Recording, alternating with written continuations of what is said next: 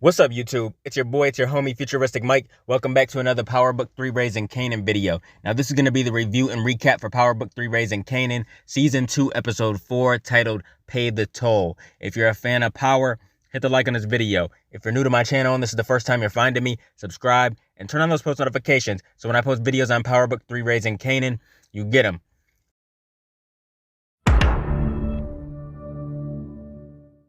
Now, this was a great episode, man. Probably one of my favorites so far. But then again, I really say that every episode. It's like every episode just keeps getting better.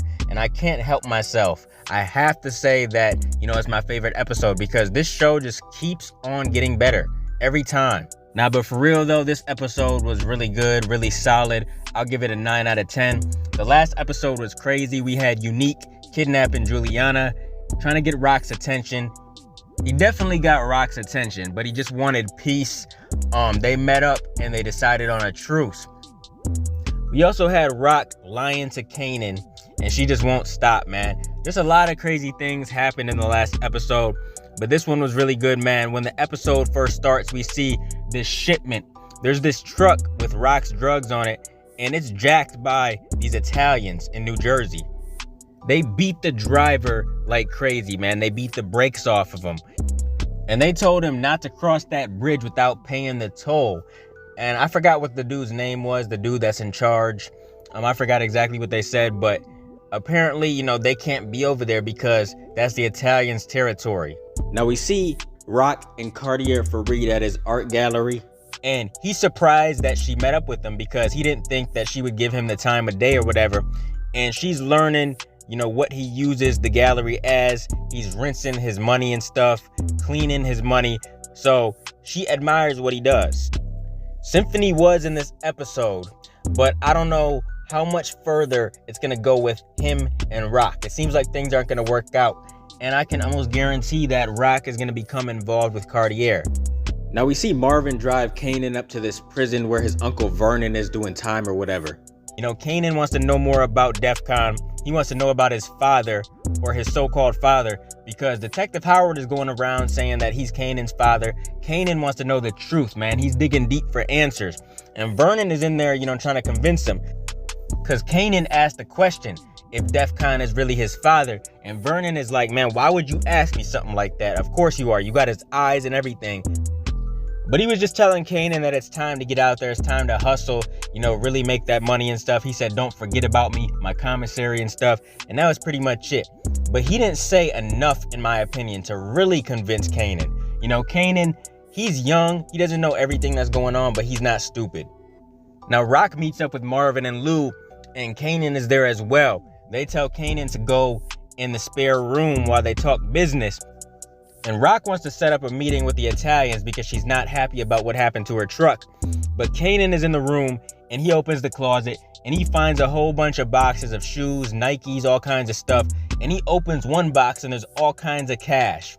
There's stacks of tens and all kinds of stuff. And Kanan pockets one of the stacks of money. And I wonder what's going to happen when Rock finds out that Kanan has been stealing. Now we see Rock is outside with Kanan, and Lou wants to talk to Rock. So Kanan has to walk away. And he says that he's short. He doesn't have enough or whatever. She thinks, he's focusing too much on this studio and not the real business. But she said, how does this look, for me to front you to pay back what's already mine? But she agreed to do it though, just this time. And then Kanan straight up asked Rock, why did she have him try to kill Detective Howard? He wants answers. And of course, she lied to him again. Of course, I knew that was coming, man. She straight up lied. She told Kanan that Howard was gonna send Kanan to prison for killing Buck 20. Not true at all. Not true.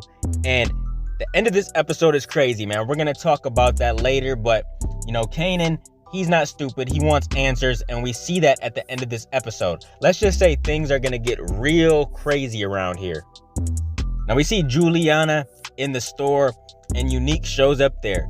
And of course, Juliana is terrified. She's super scared. And what I couldn't believe, man, when Unique left, we seen him talking to Warrell. So the question is Warrell still working with Unique secretly? and playing Rock. And if he is doing that, you know Warrell is going to end up in a body bag, straight up, because Rock is not going to be playing that shit. Now, Rock stops in the store for some cash, and Juliana says something to her. And, she's worried about Unique stopping in there and stuff. She's not happy about the way Rock handled the situation, but it is Rock's game. But Juliana said, look, I'm not playing your game. Now, we see Jukebox show up to Kenya's house, and she rings the buzzer or whatever. Kenya asks who it is, and she says it's Laverne. She goes up there, and Kenya lets her in. And she wants to know straight up, why Kenya left her when she was a baby. I mean, Juke got right to the point. And Kenya said she was young when she had her. She was scared and ran away. She wanted to go to LA to become a singer and stuff. She wanted to become a famous singer. And she said so much time had passed that she figured it would be easier to not show up at all than to come back out of the blue. And she seemed real sympathetic and everything. She wants a chance to be part of Jukebox's life. But I don't know, man. I think it's something much deeper to the story. She probably was young or whatever when she had Juke. But I feel like there's something else she's not telling Juke. And if that's the case, we'll find out later on. Now, Jukebox goes home back to Marvin's house because she has to get something. I think she was getting something to try to go to church with her mother to try to get to know her better or whatever. But Marvin heard something, so he went to the room, and I guess he made everything different, man. He repaired the damage to her room, and he put some different stuff in there and stuff. He's trying to reconnect with her. He's making an effort. But that's not enough to Jukebox because he really did her dirty, man, put his hands on her and stuff. I feel like if Jukebox actually knew that, Marvin was going to anger management and stuff and that he was working through this, then maybe she would feel differently. Marvin is going to have to really show Jukebox that he's actually serious about her coming back into his life. I know he wants her back. You can tell, man, he's acting really upset all the time. Every time somebody mentions Jukebox or whatever, he just has that look on his face. He definitely wants Juke back in his life, but he's really going to have to put in the work. Now we see Rock, Lou, and Marvin meet up with Boselli, and I didn't know his name. I had to look it up. I guess his first name is Sal or whatever. But they meet up to discuss Rock's business in New Jersey. He's not having it. He said, you're going to have to pay the toll if you're going to be selling over here. But Rock refused. She says that's not going to happen. She's not trying to pay anything. And when Lou, and Marvin walked away, he said, I kind of like her. But there's definitely going to be some problems with these two moving forward. There's probably going to be some problems before there's some peace. They might end up working together or whatever, but I feel like there's going to be a little bit of tension at first. Now we see Famous. He's throwing a party at his new place, the place that Crown got for him, and it was packed up in there. There was people everywhere. And then there's a knock at the door. When Kanan opens the door, we see Palomar, played by KJ Smith, and I was really looking forward to her character. We're finally getting her character. I can't wait to see more from her. We see her and her daughter Corinne. Now you can tell Kanan is attracted to both of them, just the way he was looking at them and stuff. He wanted to hang out with the daughter. The daughter wanted to hang out with him. She wanted to go into the party and stuff. But you can tell Kanan was really attracted to the mother as well. Just the way he was looking at her, as she was walking away. Now, Crown came to the party. He was hoping to see Jukebox there. She ended up showing up. He wanted to give her a track that he thought she might like. He probably feels bad for how he treated her at the studio. But it's just packed up in there, man. So many people, Famous is having fun. Everybody's having fun. They're all smoking and stuff. Kanan is on the couch with Corinne, kissing her and stuff. And she's probably going to be his girlfriend going forward. But I can't wait to see more from Corinne and Palomar. I can't wait to see their characters.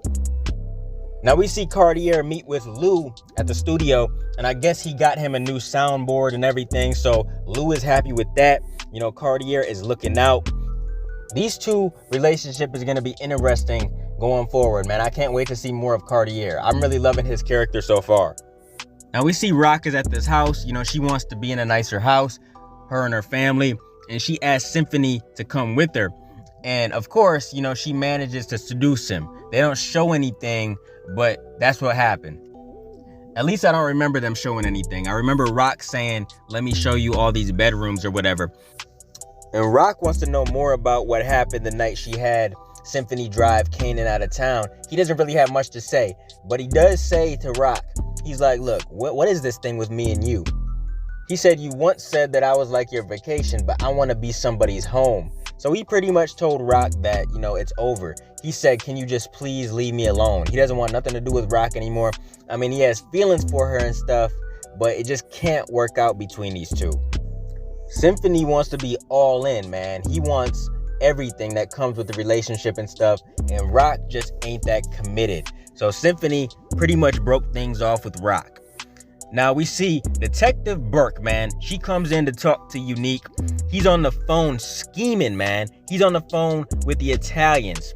He's trying to jack Rock's next shipment, talking about a school bus and stuff. He knew that Warrell is going to be driving the bus. He asked the Italians not to mess with Warrell. So it seems like Warrell is working with Unique. And that's pretty messed up, man. Now we see Warrell driving the bus, and the bus gets jacked. They tell him to get out and everything. He didn't get beat up or whatever because Unique asked them not to beat him up. Then we see Marvin gets a call, and it's from Warrell. And Marvin is pissed off, man, because their entire bus got jacked, their shipment, everything. Marvin is just pissed because he already mentioned, man, that money was coming up short. Now, we all know it's Kanan, but Marvin doesn't know that. He was already pissed off about that, and now he's pissed off about the bus. Now we see Kanan come downstairs, and this slick motherfucker right here, he's trying to hurry up and walk out the house all slick without being seen. And Rock said, where you going? I think he said he was going to Famous's house or whatever. But she's looking out the door. She's suspicious of him and stuff. She follows him. And your boy Kanan goes to Detective Howard's house. And Detective Howard, once he comes to the door, he's like, all right, come on in. So we see Kanan and Howard are going to be talking about some things, and Rock is not happy, man. She's around the corner just looking, and just know Rock is pissed off. And the next episode, it's about to go down. We got the 5th episode. It's crazy that we're halfway through the season already. I can't even believe it. I mean, damn, that just flew by. We're at episode 5, and then we only have 5 episodes left to go. But I can't wait until the next one. This episode was really good. A very solid episode. Let me know what you guys thought down below. Comment your theories, thoughts, predictions, and everything else. Things are about to get crazy between, Rock, Kanan, and Howard.